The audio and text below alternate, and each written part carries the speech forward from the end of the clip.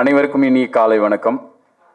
Bike taxi திரைப்படத்தின் பூஜை பத்திரிகையாளர்கள், மீடியாக்கள் மற்றும் அத்தனை நல்ல இதயங்கள், நல்ல நண்பர்கள் முன்னிலையில் இன்று நடைபெற்று கொண்டிருக்கிறது. இந்த பைக் டாக்ஸி திரைப்படத்தின் கலைஞர்களை உங்களுக்கு அறிமுகப்படுத்துகிறோம். திரைப்படத்தின் தயாரிப்பாளர் நியூ நார்மல் ஃபிலிம் ஃபேக்டரி திரு இளஞ்செழியன் அவர்களை இந்த திரைப்படம் பற்றி ஒரு சில வார்த்தைகள் உங்கள் முன். இனிய உறவுகள் மற்றும் பத்திரிகை நண்பர்கள் அனைவருக்கும் என் வணக்கம். கணபதி பாலமுருகன் இதுவரைக்கும் இயக்கிய 2 படங்களுமே அனைவருக்கான படம். அதில் ஒரு காட்சி கூட முகம் சுளிக்க வைக்காது. இன்னும் ஒரு படி மேலே சொல்லணும் அப்படின்னா, இந்த லைசன்ஸ் படம் பார்த்தீங்க அப்படின்னா, அது ஒரு பெண் பாதுகாப்பை, ஒரு பெண்மையை மையமாக வைத்து எடுத்த படம். கதையை பொறுத்த வரைக்கும் அது ஒரு மிக சிறந்த கதை. ஒரு சமூக அக்கறையோடு எடுத்த படம் லைசன்ஸ். அந்த சமூக அக்கறை அவருடைய 3வது படமான பைக் டாக்ஸியில் தொடரும் என்று நாங்கள் மிக ஆழமாக நம்புகிறோம். நியூ நார்மல் ஃபிலிம் ஃபேக்டரியை பொறுத்தவரை எத்தனை படங்கள் நாங்கள் தயாரித்தோம் என்பதை விட எத்தகைய படத்தை நாங்கள் தயாரித்தோம் என்பதுதான் மிக முக்கியமாக நாங்கள் பார்க்கின்றோம். பைக் டாக்ஸி ஹீரோ இல்லாத சப்ஜெக்டான்னு கேட்டிங்கன்னா இல்லை. பைக் டாக்ஸியில் ஒரு மிகப்பெரிய ஹீரோவை நாங்கள் இன்ட்ரடியூஸ் பண்ணுறோம். அவங்க பேர் நக்ஷா. ஹீரோ, ஹீரோயின் எல்லாமே அவங்க தான். ஒரு ஜெண்டர் ஸ்டீரியோ டைப்பை உடைத்து ஆண்கள் மட்டுமே வேலை செய்யக்கூடிய சில துறைகளில் அந்த ஜெண்டர் ஸ்டீரியோ டைப்பை உடைத்து பெண்களும் இந்த வேலையை பார்க்க முடியும் என்பதை ஒரு திரைப்படம் வாயிலாக மிக அழகாக சொல்ல வருகிறார் நக்ஷா. நக்ஷா ஒரு நல்ல பர்ஃபார்மர்.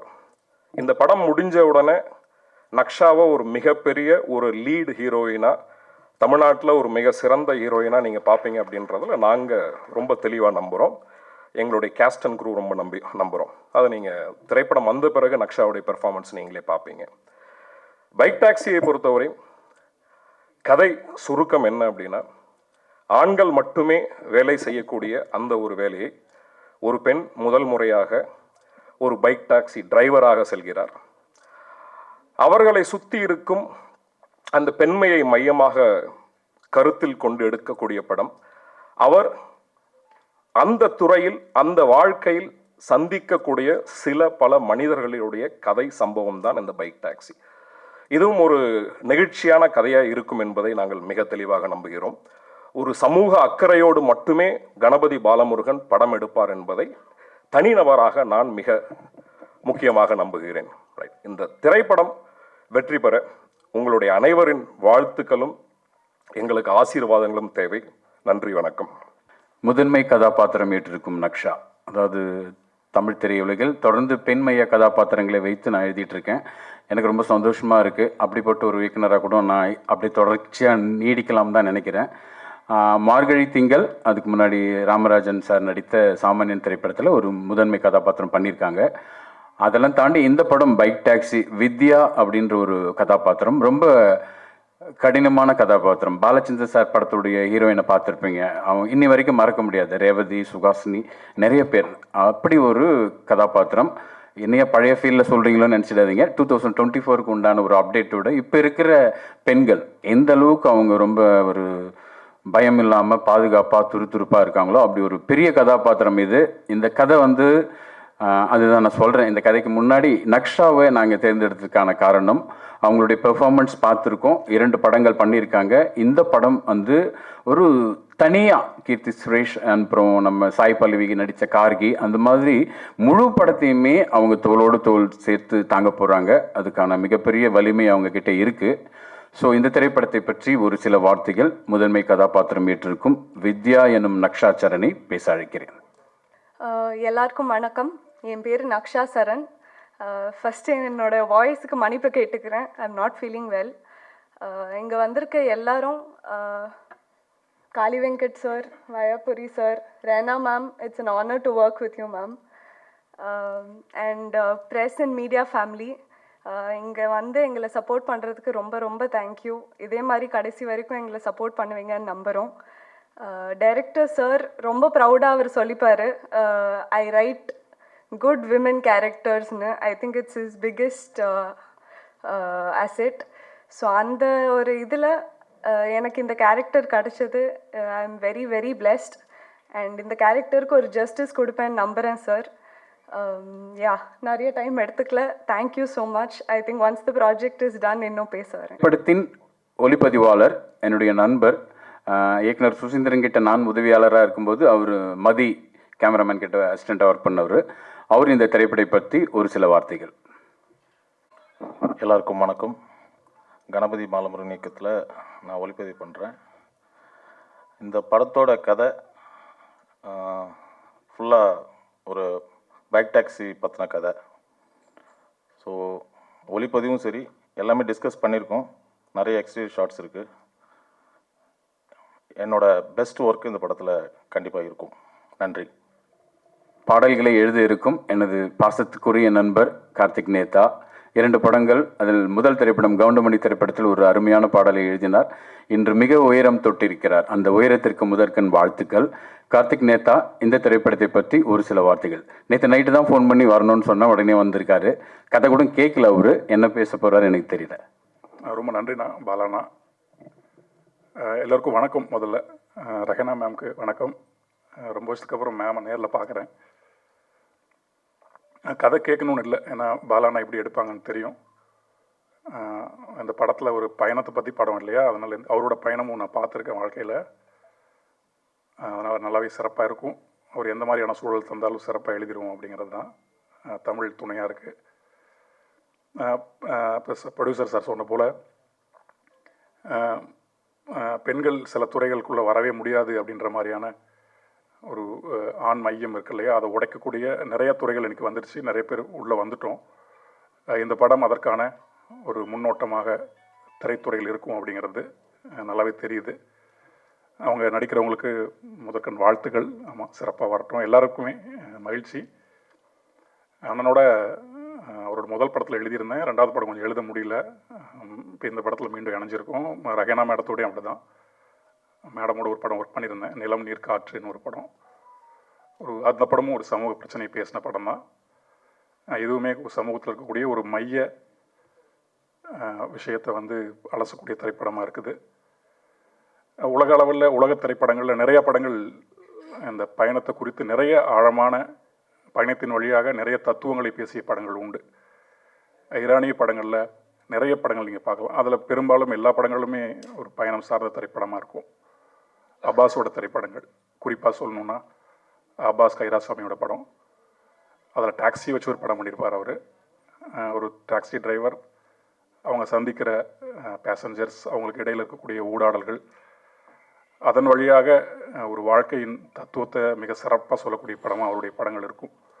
எனக்கு தெரிஞ்சு இந்த படமும் ஒரு பெண்ணை மையமாக வைத்துக்கொண்டு வாழ்க்கையின் அடிநாதமாக இருக்கக்கூடிய அந்த கேள்விக்குறியான தத்துவம் என்ன அப்படிங்கிறது இந்த படம் அலசும் அப்படின்னு நான் நினைக்கிறேன். நண்பர் ரமணி காந்தன் இந்த படத்தில் எழுதியிருக்கார். இன்னொரு பாடலாசிரியர் அவர். 2 பேரும் இணைஞ்சு பயணிக்கிறோம் இந்த படத்தில். ரொம்ப நன்றி. அவ்வளோதான் சொல்ல வருது இப்போதைக்கு. இந்த படத்தை வந்ததுக்கு பிறகு நிறைய பேசலாம்னு நினைக்கிறோம். ரொம்ப நன்றி அத்தனை பேருக்குமே, தயாரிப்பாளருக்கும் மிக நன்றி, வாழ்த்துக்கள். நன்றி கார்த்திக். கண்டிப்பாக நிச்சயமாக இந்த வருடத்தின் சிறந்த பாடலை இந்த திரைப்படத்திற்கு கார்த்திக் தருவார், மேடமிடம் இணைந்து என்று மிக உறுதியாக நம்புகிறேன். இந்த திரைப்படத்தின் பாடல்களை பகிர்ந்து கொள்ளும் இன்னொரு கலைஞன் பாடலாசிரியர் ரமணிகாந்தனை ஒரு சில வார்த்தைகள் பேச அழைக்கிறேன். பேர் உடைப்புனா எங்களுடைய இயக்குனர் கணபதி பாலமுருகன் தான் பார்க்கணும். லைசன்ஸில் எனக்கு அறிமுகம் கொடுத்து ஒரு பாடலாசிரியராக கொண்டு வந்து அதுக்கு முதல்ல நன்றி தெரிவிச்சுக்கிறேன். இந்த படம், அதாவது எங்களுடைய இயக்குனர் வந்து பெண்ணியம் போற்றும் படங்களை தொடர்ச்சியாக கொடுக்குறாருன்றது இந்த படமும் அதுக்கு ஒரு உதாரணம். இசையமைப்பாளர் ரெஹானா மேடத்தோட முதல் நாங்கள் இணைகிறோம். என்னுடைய முன்னத்தியர் கார்த்திக் நேத்தா, அவர் என்னை கைப்பிடிச்சு அழைச்சிட்டு போகிறாரு. இந்த படத்தில் அவரோட இணைஞ்சி பாடல் எழுத வாய்ப்பு கொடுத்த இயக்குனருக்கு மீண்டும் நன்றி தெரிவித்து, இதில் பங்கேற்க அனைத்து கலைஞர்களுக்கும் நன்றி தெரிவிச்சுக்கிறேன். ஒரு சிறந்த வெற்றி படத்தை பைக் டாக்ஸியை நாங்கள் கொடுப்போம்னு நம்புகிறோம். இதை தயாரிக்கிற எங்களுடைய தயாரிப்பாளருக்கும் நன்றி தெரிவிச்சுக்கிறேன். நன்றி, வணக்கம். நடன இயக்குனராக பணிபுரியும் மரியாதைக்குரிய நண்பர் ஹரிகிரண் அவர்களை ஒரு சில வார்த்தைகள். பைக் டாக்ஸி மூவியில் என்ட்ரி இருக்கிறேன். இந்த டைரக்டர் சாரும் cameraman sir and producer sir ma'am work பண்ணியிருக்கிறேன். அண்ட் இதை வந்து ரொம்ப பெஸ்ட்டாக பண்ணணுன்னு ஆசைப்பட்றேன். Thank you for every one. Thank you so much. இந்த திரைப்படத்தில் என்னோடு 2வது முறையாக பணியாற்றும் எடிட்டர் ஆண்டனி சாருடைய உதவியாளர் வெரோனிகா பிரசாத் அவர்களை ஒரு சில வார்த்தைகள். இங்கே வந்திருக்கிற அனைவருக்கும் நன்றி. ப்ரொடியூசர்ஸா டைரக்டர்ஸா எனக்கு 2வது வாய்ப்பு கொடுத்ததுக்காக ரொம்ப நன்றி. And Rihana ma'am, thank you so much. இந்த படம் நல்லபடியாக அமையறதுக்கு வாழ்த்துக்கள். அண்ட் நாங்கள் இதுக்கு ஃபினிஷ் பண்ணிவிட்டு பேசுகிறோம். Bike taxi. தேங்க்யூ. நிச்சயமாக நான் உதவி இயக்குனராக இருக்கும்போது அங்கே ஃபோட்டோ எடுத்து கொடுக்குறவங்களை வந்து தொடர்ந்து ஃபாலோ பண்ணிட்டு இருப்பேன். இயக்குனர் சுசீந்திரன். என்னுடைய உரை ஒன்றும் வரல, நான் மற்றவங்களுக்காக முன்னுரை கொடுத்துட்ருக்கேன். அப்படி ஃபோட்டோ கொடுக்கும்போது ஒவ்வொரு சிறிய சிறிய கதாபாத்திரங்களுக்காக வாய்ப்பு தேடுறவங்களை தொடர்ந்து பயணித்து அவங்க கூட தான் தொடர்ந்து இருப்போம். அவங்க பெரிய உயரத்துக்கு போவாங்க. அந்த மாதிரி நிறைய சிறிய சிறிய கதாபாத்திரங்கள் ஏற்றினாலும் இந்த திரைப்படத்தின் மூலமாக முதன்மை எதிர்மறை கதாபாத்திரம் ஏற்றிருக்கிறாரு இந்த படத்தில் சோபன் பாபு. ஒரு சில வரிகள். வந்திருக்க பத்திரிகை துறை நண்பர்கள் அனைவருக்கும் என்னுடைய மனமார்ந்த நன்றியை தெரிவித்துக் கொள்கிறேன். அப்புறம் ப்ரொடியூசர் சார், ரெஹானா மேம், எங்கள் டைரக்டர் வந்து ஒரு 25 வருஷம் ஃப்ரெண்டு எனக்கு. முதல்ல நான் அவருக்கு நன்றி சொல்லிக்கிறேன், எனக்கு இந்த வாய்ப்பு கொடுத்தது. 2வதாக நான் கடவுளுக்கு மிகவும் நன்றி சொல்லிக்கிறேன். ஏன்னா 18 வருட போராட்டம், அதை வந்து எனக்கு இந்த முதல் மேடை இது. எனக்கு இந்த வாய்ப்பு அளித்த என்னை இயக்குனருக்கு நான் மிகுந்த பாராட்டு தெரிவிச்சுக்கிறேன். அப்புறம் இந்த இடத்துக்கு கொண்டு வந்து எனக்கு மனைவிக்கு நான் மிகவும் நான் நன்றியை தெரிவிச்சுக்கிறேன். ஏன்னா என்னோட 18 வருட போராட்டத்துக்கு அவங்க தான் ஒரு சப்போர்ட்டிவாக இருந்தாங்க. அவங்களுக்கு நான் ரொம்ப தேங்க்ஸ் சொல்லிக்கிறேன். இந்த படம் மிக சிறந்த வெற்றி படமாக அமையணும்னு நான் கண்டிப்பாக போராடுவோம். கண்டிப்பாக ஜெயிப்போம். எல்லாருக்கும் நான் தேங்க்ஸ் சொல்லிக்கிறேன். நன்றி, வணக்கம். நன்றி நண்பா. நிச்சயமாக இந்த திரைப்படம் உனக்கும் எனக்குமே மிகப்பெரிய உயரம் தொடும்னு நம்புகிறேன். அடுத்ததாக இந்த திரைப்படத்தில் ஒரு சில வார்த்தைகள். அதாவது இந்த திரைப்படத்தில் முக்கிய கதாபாத்திரம் இந்த கதையை பற்றி நான் என்னுடைய உரையில் சொல்லிடுறேன். மிக மிக முக்கியமான கதாபாத்திரம். சமீபத்தில் தமிழ் திரைப்படங்களில் மிக சிறப்பான நடிப்பால் தமிழ் பார்வையாளர்களை தன் வசம் இழுத்திருக்கும் மரியாதைக்குரிய அண்ணன் காளி வெங்கட் அவர்களை ஒரு சில வார்த்தைகள். எல்லாருக்கும் வணக்கம். பரவாயில்ல, அண்ணன் வந்து அந்த காம்பேர் வேலையும் சேர்த்து செஞ்சு பட்ஜெட்டை மிச்சப்படுத்திட்டாரு. ரொம்ப மகிழ்ச்சி. எனக்கு வந்து இது ரொம்ப ஃபஸ்ட் டைம், ஒரு ஃபஸ்ட் எக்ஸ்பீரியன்ஸ். இன்னும் அட்வான்ஸ் கூட வாங்கலை, ஆனால் பூஜைக்கு வந்துட்டேன். ஏன்னா நேற்று நைட்டு தான் அண்ணன் சொன்னார். அதுக்கு முன்னாடி கதை சொல்லிட்டாரு. ரொம்ப ரொம்ப இன்ட்ரெஸ்டிங்கான கதை. சமீபத்தில் நான் கேட்டதில் ரொம்ப சுவாரஸ்யமாக இருந்துச்சு. என்டர்டெயின்மெண்ட்டாகவும் சரி, அது என்கேஜாகவும், அது பேசுகிற விஷயமும் சூப்பராக இருந்தது. அந்த எல்லாத்துக்குள்ளேயும் அவரோட பார்வையில் ஒரு அறம் இருக்குது இந்த கதையில். அது எனக்கு ரொம்ப பிடிச்சிருந்துச்சி. என்னோடய கேரக்டர் ரொம்ப இன்ட்ரெஸ்டிங்காக, ரொம்ப பெக்குலியராகவும் இருந்தது. அதனால் இந்த படம் நிச்சயமாக பண்ணுறது. நல்ல டீமாகவும் இருக்குது. கார்த்திக் அவர் வந்து உங்களுக்கு தெரிஞ்சிருக்கும்னு நினைக்கிறேன். விவேக் பிரஸ்னா அவரோட சகோதரர். அவர் தெரியாதவங்க இதன் மூலமாக தெரிஞ்சுங்க. அப்புறம் வந்து அவரோட ரைட்டிங்கில் நான் இன்னொரு படம் பண்ணியிருந்தேன். அது சும்மா ஒரு இதில் சொல்லிக்கிறேன். அது படம் சீக்கிரம் வரப்போகுது. பயங்கரமாக இருந்துச்சு. எனக்கு எக்ஸ்பீரியன்ஸாக சூப்பராக இருக்கும். அந்த படம் வந்து ரொம்ப இன்ட்ரெஸ்டிங்கான படம். அவரோட ரைட்டிங்கில் வரப்போகுது. அப்புறம் இந்த மொத்த டீமுக்கும் என்னோடய வாழ்த்துக்களும். நானும் உள்ளே இருக்கேன்றத மகிழ்ச்சியும் தெரிவிச்சுக்கிறேன். அண்ணன் வையாபுரன் கூட ரீசெண்டாக ஒரு படம் ஒர்க் பண்ணோம். திரும்பவும் சேர்ந்து ஒர்க் பண்ணுறது ரொம்ப மகிழ்ச்சின்னு. மேடம் ரேணு மேடம் கேட்டாங்க, பிரகாஷ் கூட நடிச்சிக்கிங்கன்னா டக்குன்னு ஞாபகத்துக்கு வரல. நமக்கு ஜிவி சார்னே சொல்லி பழகிட்டோம். அவங்க வீட்டில் செல்லமாக கூப்பிட்ற பேர் நினைக்கிறேன் அம்டி. நான் அவர் யோசிச்சுட்டே இருக்கேன், பிரகாஷ். அப்புறம் 3 படம் நடிச்சிருக்கேன். அப்புறம் ஆமாம் மேடம் நான் சொன்னேன். அதுக்கப்புறம் ரொம்ப நல்ல எக்ஸ்பீரியன்ஸு. எல்லாருக்கும் நன்றி. இயக்குனருக்கு ரொம்ப நன்றி, வாழ்த்துக்களும். கார்த்தி வந்து வரும்போது என்ன சொன்னேன், ஆனால் ஒரு பாட்டு பாடி விடுங்க, அப்போ தான் வந்து ரொம்ப வைரல் ஆகும் அப்படிலாம் சொல்லி. எனக்கு பாட்டுலாம் பாட தெரியாது கார்த்தி, பேசுகிறதே எனக்கு கூச்சமாக இருக்கும். ரொம்ப நன்றி, தேங்க்யூ. அட்வான்ஸ் வாங்கலன்னு சார் சொன்னார். இந்த படம்ல இனிமேல் அண்ணன் வந்து வாங்க போகிற பணத்தை எங்கே வைப்பார்னு தெரியாது. அந்த அளவுக்கு மிகப்பெரிய உயரத்துக்கு வருவார். ஒரு சாதாரண விஷயம் கிடையாது. சினிமாவில் வந்து ஒரு மாபெரும் கலைஞனாக இருக்கிறவங்க அட்வான்ஸே வாங்காமல் வர்றதுன்றது இந்த கதை மேலே இருக்கிற நம்பிக்கை தான். என்னைய விட நிச்சயமாக அவருக்கு நல்ல கதைகளை தரைப்படி பண்ணுறாரு. கதை மேலே இருக்கிற மிகப்பெரிய நம்பிக்கையில் தான் அண்ணன் வந்திருக்காரு. ஸோ சினிமாவை நேசிக்கிற ஒரு கலைஞனால் மட்டும்தான் இப்படி யதார்த்தமாக நடந்துக்க முடியும். ஸோ அந்த விதத்தில் ரொம்ப நன்றி அண்ணன். கண்டிப்பாக அடுத்தபடியாக இந்த திரைப்படத்திற்கு எனக்கு வாழ்த்துறதுக்காக வருகை தந்திருக்காரு 2 திரைப்படங்களை இயக்கிய தயாரிப்பாளர் மஞ்சள் சட்டை பச்சை சட்டை ராயர் பரம்பரை. ஒரு சில வார்த்தைகள் வாங்கண்ணே. பாலமுருகன் வந்து சினிமாவை எப்படி நேசித்து ஒவ்வொரு காட்சியையும் அவருக்கே ஒரு 4 வாட்டி 5 வாட்டி தனித்தனியாக எழுதி பார்த்து அதை மேட்ச் பண்ணி கொண்டு போவார். அதில் ஒரு சமூக சிந்தனையும் கண்டிப்பாக இருக்கும். இந்த மாதிரியான இயக்குநர்களுக்கு பத்திரிகை நண்பர்கள் எல்லாம் நீங்கள் உறுதுணையாக இருந்து இந்த படத்தின் வெற்றிக்கு நீங்கள்லாம் கண்டிப்பாக உறுதுணையாக இருக்கணும், இருந்து மேலே கொண்டு போகணும். எல்லாம் நல்ல ஒரு குரூப் ஃபார்ம் பண்ணியிருக்காரு. இந்த கேமராமேன் வந்து என்னுடைய ஃபஸ்ட்டு படத்தில் பண்ணவர் தான் சுரேஷ். அவர் தெலுங்கில் மிக உயர்ந்து எடுத்துருக்கக்கூடிய மதியோட அசோசியேட். ஒவ்வொரு காட்சியையும் நீ எத்தனை வாட்டி எடுத்தாலும் சரி, க்ளோஸு மிட்டு வைடு நீங்கள் லாங் ஷாட் எப்படி எடுத்தாலும் சலிக்காமல் செய்து கொடுக்கக்கூடிய ஒரு நல்ல கடின உழைப்பாளி. அதே மாதிரி படத்துலேயும் காட்சிகளை செதுக்கி பார்த்து ஒரு சமூகத்தினோட வைக்கக்கூடிய நல்ல இயக்குனர். அதனால் இந்த படம் கண்டிப்பாக வெற்றி பெறும். கதை இதில் எல்லாம் ஹீரோ இல்லைன்னு ஒருத்தர் சொன்னார். இதில் என்னை பொறுத்த மட்டும் கதை தான் முக்கியமான ஹீரோ. இது ஒரு வகையில் நானே கூட இருந்தது. அநேகமாக அடுத்த படம் நானும் பாலமுருகனும் சேர்ந்து பண்ணுறதுக்குரிய வாய்ப்பு இருக்குதுன்னு நினைக்கிறேன். அனைவருக்கும் வாழ்த்துக்கள். நிச்சயமாக இந்த படம் வெற்றி பெறும் என்று நான் முழுமையாக நம்புகிறேன். நீங்கள் தான் இதை கொண்டு போய் சேர்க்கணும் அப்படின்ற வேண்டுகோளை பத்திரிகையாளரிடம் வைத்து விடைபெறுகிறேன். நன்றி, வணக்கம். நக்ஷா பெண்மைய கதாபாத்திரங்கள் திரைப்படத்தில் வந்து சக பணியாளர்களாக, அதுவும் இல்லாமல் சக முதன்மை தொழில்நுட்ப கலைஞர்களோடு பயணிப்பது வந்து பெரிய ஒரு விஷயம். உதாரணத்துக்கு எடிட்டர் ஸ்னேகா வெரோனிகா பிரசாத் முதன்முறையாக இந்த திரைப்படத்தில் ஒரு திரைப்படத்திற்கு இசை எந்த அளவுக்கு முக்கியம், ஒரு பெண்மைய கதாபாத்திரம் தான் இவங்க. இந்த இசையால் இந்த படத்தை மிகப்பெரிய ஒரு ஆச்சரியங்களை நிகழ்த்துவாங்க. பெரிய நம்பிக்கை இருக்குது. மேம் ரொம்ப பிடிக்கும் எங்களுக்கு. அவங்களுடைய திரைப்படங்கள் வந்து மிக மிக ரசிக்கக்கூடிய திரைப்படங்கள் பண்ணியிருக்காங்க. அதெல்லாம் தாண்டி இந்த கதையை சொல்லும்போது அவங்க இந்த கதை மேலே வைத்த நம்பிக்கையில் இந்த திரைப்படத்திற்கு இசையமைக்க முன் வந்திருக்காங்க. மரியாதைக்குரிய திரு ரெஹானா மேம் அவர்களை திரைப்படம் பற்றி ஒரு சில வார்த்தைகள் பேச அன்போடு அழைக்கிறேன். சார் வந்து பெண்மையை போற்றும் கதாபாத்திரங்கள் பண்ணுறேன்னு சொன்னார். ஆனால் உண்மையிலே பெண்மையை போற்றவர் தான். ஏன்னா அவர் வந்து பேசும்போது எங்ககிட்ட சொன்னது என்னென்னா, ஏன் விமன் நிறைய இடங்களில் வளராமல் இருக்காங்க, இன்னும் நிறைய வளரணும், நிறைய விமன் இந்த இண்டஸ்ட்ரிக்கு வரணும் அப்படின்னு பேசும்போது எனக்கு ரொம்ப பிடிச்சிருந்தது. நம்மளை மதிக்கிறவர் மட்டும் இல்லை, நம்மளை இன்னும் உயர்த்தணும்னு நினைக்கிறவர் அப்படின்னு அந்த ஒரு எண்ணம் வந்து எனக்கு ரொம்ப பிடிச்சிருந்தது.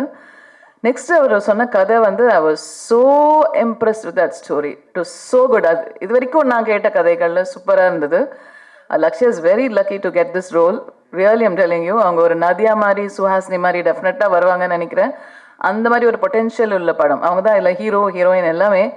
So it's an amazing story which I have 100% confidence. The almighty should make it a big success. Thank you so much. Director பண்ண காம்பேரிங் ரோலை நான் பண்ணுறேன் இப்போது. ரைட். இந்த படத்தை பற்றி பேசுறதுக்காக இயக்குனர் கணபதி பாலமுருகனை அழைக்கிறேன். அனைவருக்கும் வணக்கம். ரொம்ப நெகிழ்ச்சியாக இருக்குது. இந்த தமிழ் சினிமாவில் எனக்கு வாய்ப்பு கொடுத்த முதல் திரைப்பட தயாரிப்பாளர் சண்முகம், 2ஆம் திரைப்பட தயாரிப்பாளர் ஜீவானந்தம், எல்லாவற்றிற்கும் மேலாக எனது தாய், எனது மனைவி, எனது குடும்பம், இவங்க எல்லாவற்றுக்கும் மேலாக எனது குருநாதர் சுசீந்திரன். இப்போ நான் சொன்ன மாதிரி முதல் தயாரிப்பாளர், 2வது தயாரிப்பாளர், அடுத்து இந்த 3வது தயாரிப்பாளர் இளஞ்செழியன். ரொம்ப ரொம்ப கடினமான ஒரு சூழலில் பொருளாதாரத்தில் மிக பின்தங்கி இருந்து ஒரு சாதாரண உதவி இயக்குனராக இருந்து இன்றைக்கி 3வது திரைப்படம் வந்திருக்கேன். அது வந்து நிச்சயமாக ஒரு தனி மனித முயற்சியும் தாண்டி சக நண்பர்கள், சக தோழர்கள், சக குடும்பத்தினர்கள், உறவினர்கள். சார் ஒரு 3 படம் சினிமாவில் பண்ணுறதே இன்றைக்கி ரொம்ப அபூர்வமான ஒரு விஷயமாக தான் இருக்குது. கடினமாக தான் இருக்குது. சிறிய படங்கள் தான் பண்ணுறோம், ரொம்ப ரொம்ப சிறிய படங்கள் பண்ணுறோம் அப்படின்ட்டு அந்த படம் தேட்டருக்கு வர்றதுலேருந்து அவ்வளோ பிரச்சனைகள் இருக்குது.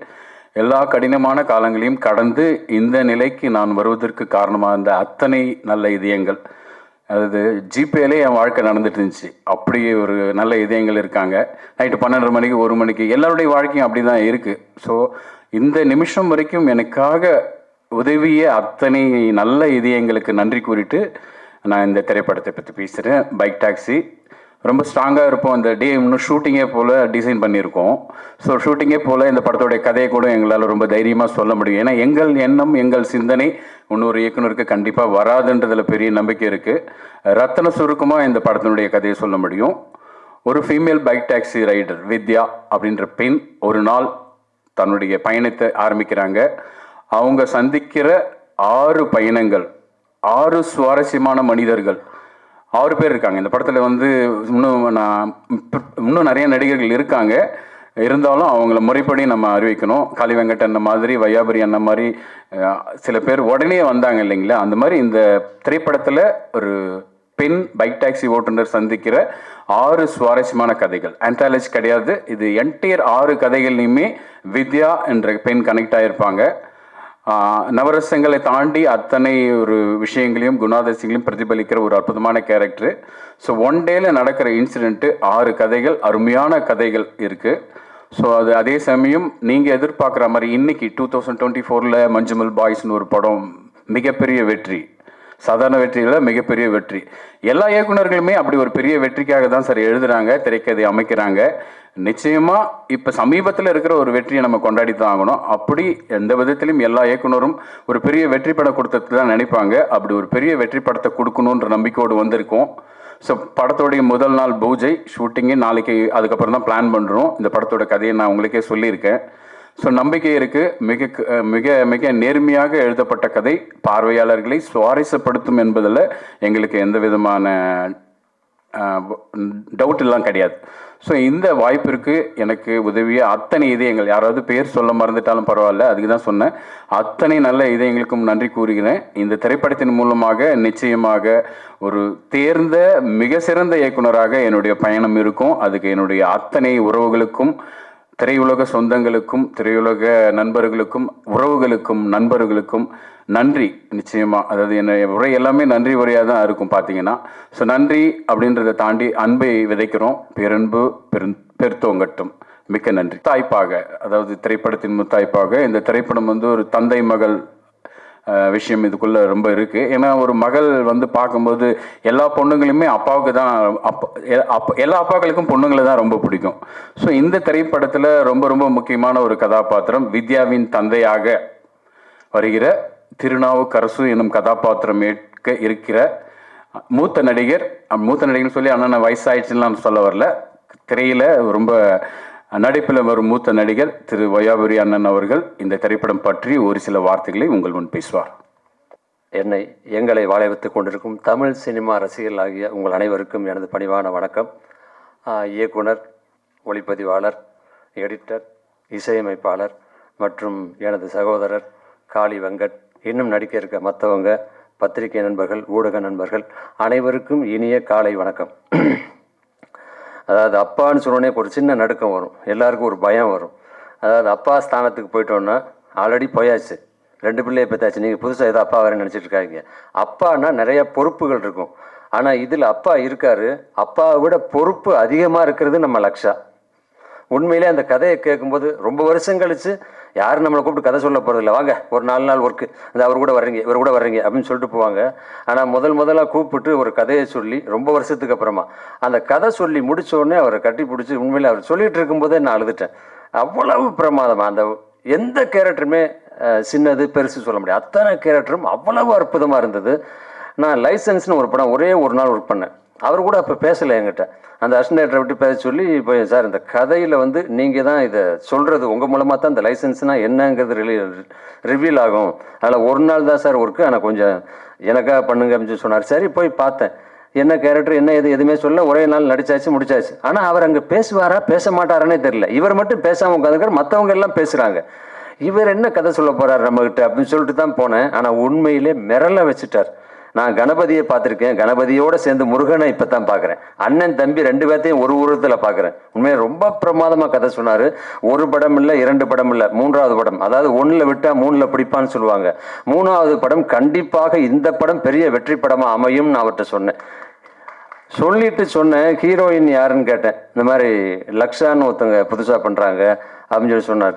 சார் அந்த புதுசாக பண்ண இது வந்து கதை வந்து நீங்கள் சொன்ன மாதிரி பாலச்சந்தர் சார் படத்தில் வர்ற ஹீரோயின் மாதிரி வெயிட்டான கேரக்டராக இருக்குது, அந்த புதுசாக ஒரு ஹீரோயின் பண்ணும்போது அவங்க அதுக்கு உண்டானது இருக்கான்னு கேட்டேன். அப்போ 2-3 ஃபோட்டோஸ் அப்போ அந்த செல்லில் எடுத்து காமிச்சார். சார் முதல்ல இவங்களை பார்த்தேன், அப்புறம் இந்த ஃபேஸில் நீங்கள் இருக்கீங்க, அதனால தான் உங்களுக்கு தகுந்த மாதிரி ஒரு பொண்ணை பார்த்தேன். இந்த பாருங்க உங்கள் ஃபேஸையும் அவங்க ஃபேஸையும் மேட்ச் பண்ணியிருக்கேன். அது மட்டும் இல்லை, இவங்களை 2-3 சீனும் எடுத்து பார்த்தேன், எக்ஸலண்ட்டாக பண்ணாங்கன்னு. உண்மையிலே இங்கே வந்து உட்காந்தோடனே பார்த்தேன், நிஜமாவே இந்த பொண்ணால் எந்த கேரக்டர் வேணாலும் பண்ண முடியுங்கிற தைரியம் எனக்கு பார்த்தோன்னே வந்துருச்சு. ஏன்னா எப்போவுமே கூச்சம் இல்லாமல் இருந்தால் போதும், தாராளமாக என்ன கேரக்டர் வேணாலும் பண்ணலாம். அதுபோல் அவ்வளோ அழகாக பண்ணார். இந்த இளஞ்செழியன் சார், அவரை பற்றி சொல்லணுன்னா, போன படம் லைசன்ஸு எந்த அளவுக்கு அது வசூல் வந்ததுன்னு தெரியல. ஆனால் நல்ல படம்னு நீங்கள் எல்லாருமே எழுதுனீங்க, விமர்சனத்தில் ரொம்ப அழகாக எழுதியிருந்தீங்க. ஆனால் அந்த படம் ஒருவேளை அவருக்கு வந்து லாஸ் ஆகிருந்தா கூட அதை பொருட்படுத்தாமல் சமூகத்துக்கு தேவையான ஒரு நல்ல விஷயத்த சொல்கிறீங்க. அடுத்த படத்துக்கும் உங்களுக்கு உறுதுணையாக இருப்பேன்னு சொல்லி வந்து நிற்கிறார் பாருங்க. உண்மையில் அந்த இளஞ்செழியன் அண்ணனுக்கு எனது மனமார்ந்த வாழ்த்துக்களை சொல்லிக்கிறேன். உனக்கு காளி வெங்கட் நானும் ஒரு 10 நாளைக்கு முன்னாடி ஒரு ஷூட்டிங்கில் இருந்தோம். அதை சொன்னார் அவர். அப்போ நடிச்சுட்டு இருக்கும்போது நான் சொன்னேன், வெங்கட் இந்த மாதிரி ஒரு கதை கேட்டேன், இந்த மாதிரி பாலா சொன்னாரா உங்ககிட்ட, ரொம்ப பிரமாதமான கதை, உங்களுக்கு கூட ஒரு கேரக்டர் சொன்னார் அதில் அப்படின்னு. ஆமாண்ணே பேசினாங்கண்ணே, என்ன கதை கேட்கல அப்படின்னாரு. நீங்கள் ஃபஸ்ட்டு அந்த கதையை கேளுங்க, அதுக்கப்புறம் நீங்கள் முடிவு பண்ணுங்கன்னு. இந்த சொல்கிறேன், இந்த 2-3 நாள் முடிச்சேன்னு சொல்கிறேன். அடுத்து 2-3 நாள் கழிச்சு டப்பிங்கில் போய் பார்க்குறேன், உடனே ராஜன்கிட்ட கேட்குறேன், அண்ணே பேசியாச்சுண்ணே, இந்த கதை சொல்லிட்டு இருக்கார் டேரக்டர் அப்படின்னார். அந்த கதையை கேட்டு விட்டு அவர் சொன்ன மாதிரி அட்வான்ஸ் வாங்காமல் சம்பளம் பேசாமல் கதையை கேட்டு இந்த கேரக்டர் கேட்டு பிடிச்சி வந்தது தான் நானும் காளி வெங்கட்டும். இதுபோல் அந்த ஹீரோயின் வந்திருக்காங்க. இப்போ ரெஹனா மேடம் கேட்டாங்கன்னு சொல்லி காளி வெங்கட் சொன்னார், ஜிவி கூட நிறையா படம் நடிச்சிருக்கீங்களான்னு. ஜிவி கூட ஒரு படம் கூட நடிச்சதில்லை நான். அதே மாதிரி உங்கள் இசையிலையும் ஒரு படம் கூட நடிச்சதில்லை. முத நீங்கள் வாசித்து நடிக்கிறேங்கிறப்ப உண்மையிலே ரொம்ப சந்தோஷமாக இருக்குது. அதுவும் இல்லாமல் எனக்கு வந்து ரீரெக்கார்டிங் ஸ்கோர் உங்களுக்கு நிறையாவே இருக்குது. நீங்கள் கேட்டிருப்பீங்களே கதையை, நீங்கள் கதை கேட்டுட்டு சொன்னார், டைரக்டர் சொன்னார், நீங்கள் கதை கேட்டு ரொம்ப பிடிச்சிருக்குன்னு சொன்னாங்க ரெஹனா மேடம்னு சொல்லி. ரெஹனா மேடம் மட்டும் இல்லை, யாரு கதை கேட்டாலும் அத்தனை பேருக்கும் பிடிக்கும், யாரு படம் பார்த்தாலும் அத்தனை பேருக்கும் பிடிக்கும். கண்டிப்பாக இந்த கதை எல்லா இடத்துலையும் பேசப்படும். அடுத்த மகளிர் தினம் வரும்பொழுது கண்டிப்பாக இந்த படத்தை போற்றி பேசுவாங்க, பல விருதுகள் கொடுப்பாங்க, இது வேணா உறுதி கண்டிப்பாக. அதனால் இந்த படத்தில் ஒர்க் பண்ணுற டெக்னீஷியன், எடிட்டர், கேமராமேன் அத்தனை பேருக்கும் உண்மையிலே இப்படி ஒரு படம் நம்ம ஒர்க் பண்ணலையே அப்படின்னு சொல்லிட்டு மற்றவங்க ஏங்குவாங்க. ஏன்னா இந்த மாதிரி சில கதைகள் சில படங்கள் மட்டும்தான் அமையும். அதுபோல் இந்த படம் அமைஞ்சிருக்கு. இந்த படம் இன்னைக்கு வந்து மாசி முடிஞ்சு பங்குனி ஆரம்பிக்குது. மாசியும் பங்குனியும் முடிஞ்சு ஆரம்பிக்கிற நேரத்தில் ஆரம்பிச்சிருக்கீங்க. கண்டிப்பாக இது வெற்றி படமாக அமையும். உங்கள் கூட சேர்ந்து எப்பையும் தோள் கொடுத்து நாங்களும் இருப்போம், இந்த வெற்றிக்கு உறுதுணையாக இருப்போம் என்று சொல்லி, பத்திரிகை நண்பர்கள் நீங்களாம் இருக்கீங்க, கண்டிப்பாக இந்த கதையை இந்த படத்தை மக்களுக்கு கொண்டு போய் சேர்க்கணும். இது நல்ல படம்ங்கிறத நீங்க எடுத்து சொல்லணும், அவங்க பார்க்க வைக்கணும். இந்த படம் வெற்றி படமாக இதுவும் உங்க கையில் இருக்குன்னு சொல்லி வாழ்த்து விடைபெறுகிறேன். நன்றி, வணக்கம்.